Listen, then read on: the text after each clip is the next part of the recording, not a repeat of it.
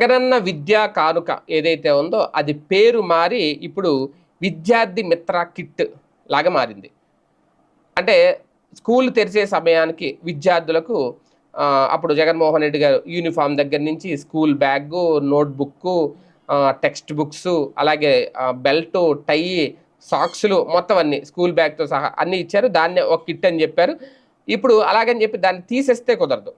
దాన్ని కంటిన్యూ చేస్తోంది ప్రభుత్వం. పేరైతే మార్చింది, తప్పేం లేదు. ఇప్పుడు ఏపీలో ప్రభుత్వ స్కూళ్ళు మళ్ళీ ప్రారంభమయ్యే రోజున అంటే ఈ నెల 12వ తేదీ నుంచే స్టూడెంట్లకు ఈ విద్యార్థి మిత్ర కిట్లు అందించాలి అని చెప్పి ప్రభుత్వం నిర్ణయం తీసుకుంది.